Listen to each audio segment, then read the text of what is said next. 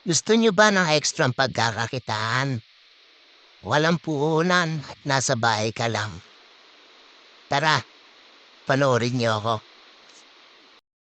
Tuturo ko nga po pala sa inyo kung paano ang ginagawa ko para sa aking extra income. Meron po ako rito ang puno ng rambutan. Ayan po siya. Tuturo ko po sa inyo kung paano i-grafting. Una po ay naglagay tayo ng coco pit sa plastic ng yelo. Yan po ang gagamitin natin sa ating pag-grafting. Ang tawag na po pala rito ay air layering. Ayan po siya. Kailangan po, medyo hindi siya ganong basang-basa.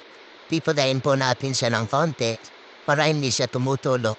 Saktong malagiyay lang po. Pagkatapos po, babalatan natin yung sanga.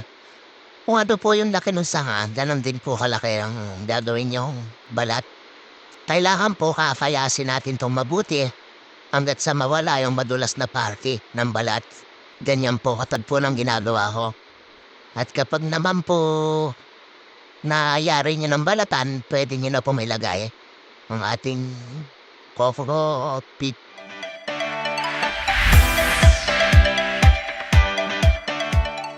Talian lang po natin siya ng maigpit para hindi po siya pasukin ng tubig. Para hindi po siya magkaroon ng punggos. At ito po sa loob lang ng 20 days, mayroon na po siyang lalabas na ugat. Kapag nakita nyo may nakalabas na ugat, antayin po muna yung gumulang ng konti.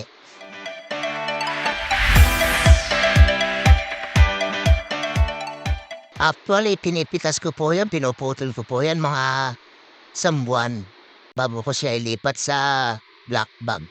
Ganyan lang po yung ginawa ko doon sa mga nakatanim ko rito. Kaya ako po naman ginagrafting na mga pambenta ko po yan ay sobrang laki na. Para isa pa po, para hindi na tayo bibili ng punla. Namumuha na po yan pampaan yan. Ayan po yun sa kung nilipat noong December. Tapos namulaklak po siya ng May. At tatanim lang po niya. Pwede na po siyang mamunga anytime kasi ang kinukunan po natin ay namumuha na. Kaya lang, dahil maliit pa yung pulo, namumuha siya kakaunti lang. Thank you po sa susunod ko pang mga video.